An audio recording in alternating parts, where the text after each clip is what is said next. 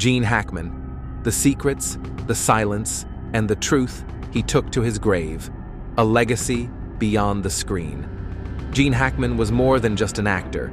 He was a force of nature, a storyteller who carried an unmatched depth of authenticity in every role he played.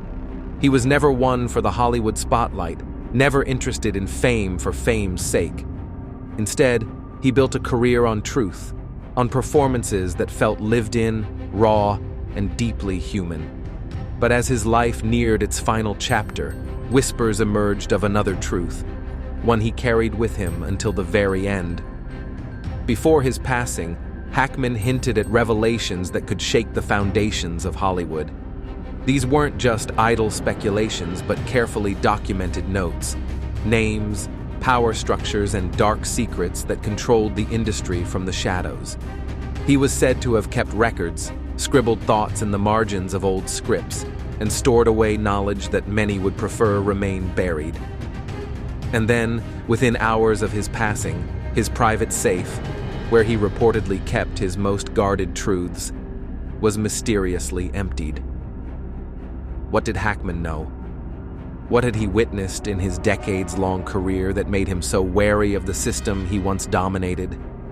His tensions with figures like Clint Eastwood, his unease with the influence of Scientology, and his awareness of the unseen forces shaping careers all suggested a deeper understanding of Hollywood's hidden world. His silence in life and the unanswered questions after his death leave behind an unsettling mystery. But one thing remains certain: Hackman's legacy extends beyond the screen. In a world built on carefully constructed illusions, his final message lingers like a haunting echo. Not everything is as it seems. Clint Eastwood, a silent rivalry, and the battle for creative integrity. The collaboration between Gene Hackman and Clint Eastwood on Unforgiven is remembered as one of Hollywood's finest artistic achievements. The film, a revisionist Western that stripped away the myths of heroism, earned both men Academy Awards.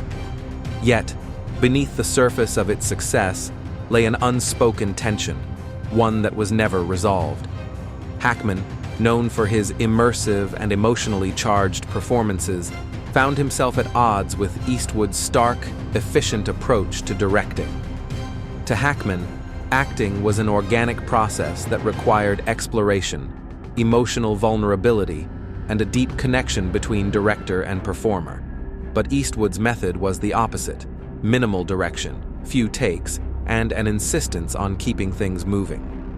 While this discipline made Eastwood one of the fastest directors in Hollywood, it frustrated Hackman, who once confided in a close friend, "He's not a director, he's a cowboy who knows how to press a button." Their creative clash was not just a personal dispute, it was a philosophical battle over what filmmaking should be. Hackman saw Eastwood's method as transactional, reducing actors to mere components of a scene rather than allowing them to shape the soul of the story. Eastwood, on the other hand, believed in trusting the moment, capturing rawness over perfection. This divide simmered during production and left a lasting rift between the two legends. Years later, Hackman began noticing a troubling pattern.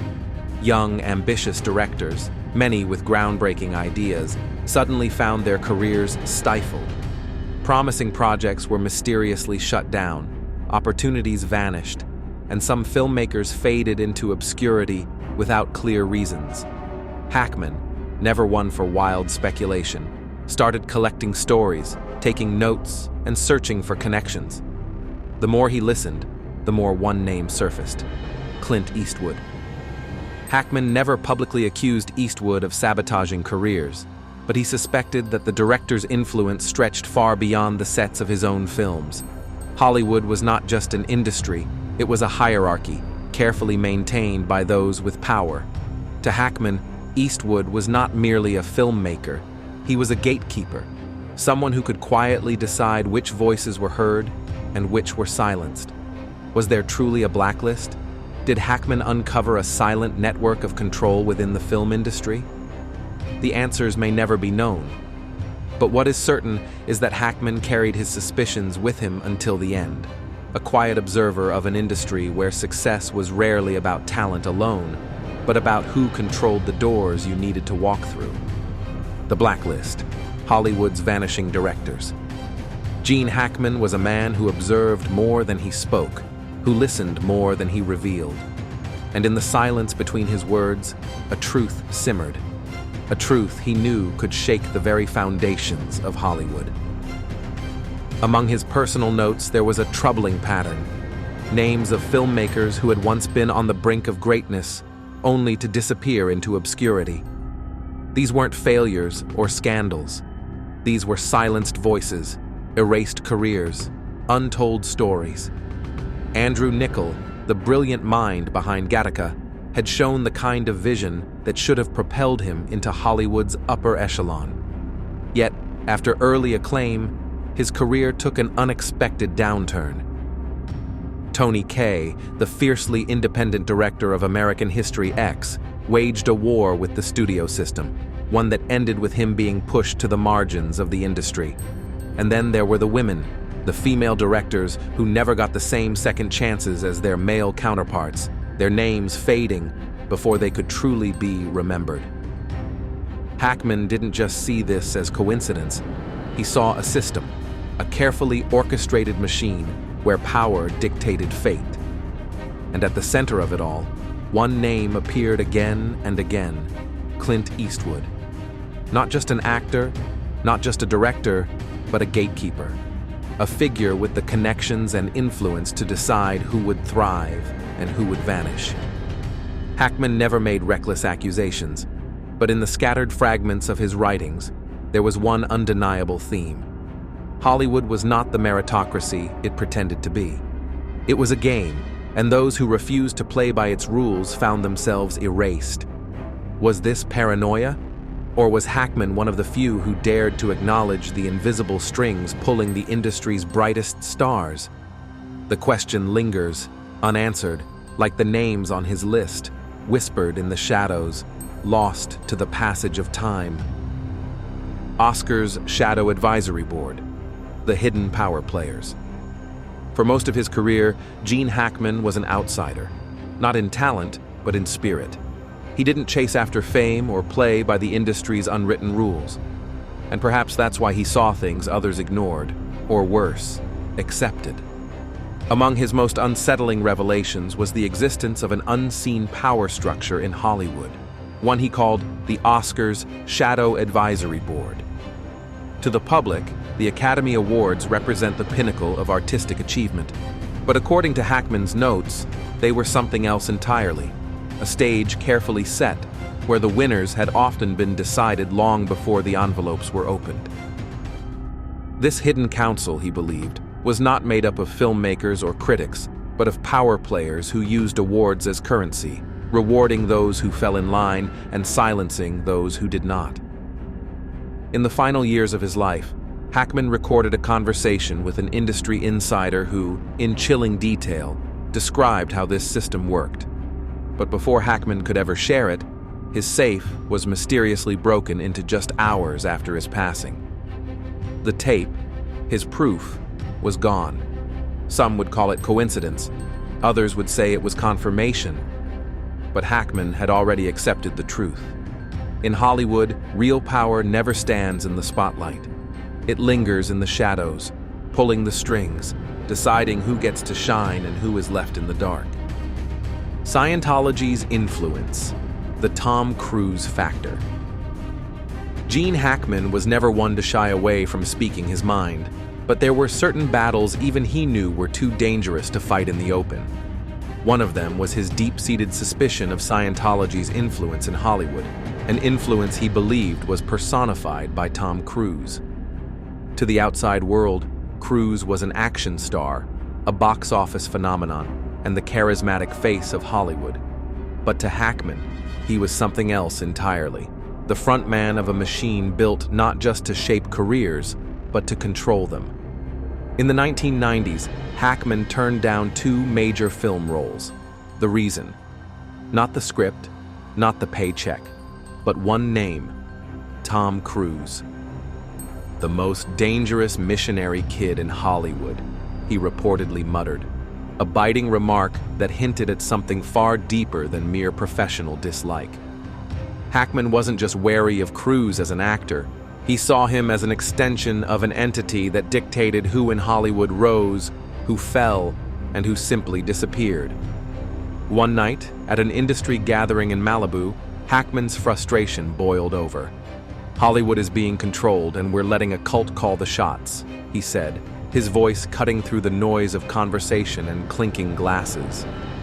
Days later, the phone calls began. No threats, no accusations, just silence. A slow breath on the other end of the line. A deliberate pause before a voice, low and measured, warned, "Be careful what you say." Calls came at odd hours, sometimes in the dead of night. Hackman never spoke of them publicly, but those closest to him said he stopped mentioning Scientology altogether. Yet, in private, he kept writing. Notes, observations, connections, an intricate web of names and events, all leading back to the same quiet, unspoken truth. To Hackman, the power of Hollywood was never just about money or talent, it was about control. And those who refused to play by the rules, those who questioned too much, learned quickly that silence wasn't just a choice, it was a necessity. Warren Beatty, a friend turned stranger. For years, Gene Hackman and Warren Beatty stood as two towering figures in Hollywood, each wielding power in his own way. Hackman, the consummate actor, relied on raw talent and an unshakable work ethic. Beatty, on the other hand, was the industry's ultimate insider, charming, politically savvy, and deeply embedded in the backroom dealings that shaped Hollywood's most significant decisions. Their friendship seemed unbreakable, bound by mutual respect and years of navigating the industry's highs and lows. But in 1984, everything changed. At a private awards party, Hackman stumbled upon a conversation that would forever alter his perception of Beatty. Standing with two men in tailored suits, Beatty listened intently as they discussed how to handle an A-list star accused of misconduct. Hackman strained to hear details, but the weight of the conversation was unmistakable. A scandal was unfolding, and those involved weren't seeking justice. They were orchestrating damage control. But what disturbed Hackman the most wasn't the revelation itself. It was Beatty's reaction. No shock, no hesitation, no moral outrage. Just a calculated nod, followed by 3 words: handle it quietly. In that moment, Hackman saw Beatty not just as a fellow actor or filmmaker, but as a power broker, one who thrived in the shadows, ensuring the right people stayed protected while others disappeared from public scrutiny. Beatty wasn't merely part of the system, he was actively shaping it. After that night, Hackman distanced himself, the warmth between them fading into silence. Years later, among his private notes, he scribbled a cryptic but damning line: "WB knew it all." And he cashed it all. Marlon Brando's unwritten obituary, a silenced truth. Among all the Hollywood icons Gene Hackman encountered, none intrigued him more than Marlon Brando. To Hackman, Brando was a man of contradictions, a genius who revolutionized acting, yet ultimately became a passive witness to Hollywood's darkest secrets. Brando had seen it all, from the heights of artistic glory to the depths of corruption that few dared to acknowledge. But unlike Hackman, who kept meticulous notes, Brando chose silence. At one point, Brando had planned a tell-all memoir, a book he tentatively titled The Unwritten Obituary of Marlon Brando. It wasn't meant to be a self-indulgent reflection of his career. It was intended to expose the hidden forces that dictated who thrived in Hollywood and who was cast aside. Over the years, Brando collected evidence, recorded conversations, private photographs, and written accounts of backroom dealings. He wanted the world to see Hollywood for what it truly was, a machine that rewarded submission and punished defiance. Then, in 1982, everything changed. One morning, Brando's office was mysteriously ransacked. Every document, every tape, every shred of proof, gone without a trace. Brando never spoke about it again. When asked about the memoir, he would only offer a faint smile and say, "It's not worth dying for." That single sentence confirmed Hackman's worst fears. If even Brando, the most powerful actor of his generation, could be silenced, then the true rulers of Hollywood operated far beyond the reach of any star, no matter how legendary. The truth that never saw the light. Gene Hackman never attempted to publish his own exposé. Perhaps he realized that the industry's grip was too strong, that revealing the truth would come at an unbearable cost. But his notes remain, fragmented pieces of a puzzle never fully assembled. The real power in Hollywood has never belonged to the actors or the directors. It lies with those who control the narratives, who shape destinies from behind the curtain. And so, as Hackman once whispered in his final days, "We're all puppets. We just don't know who's pulling the strings."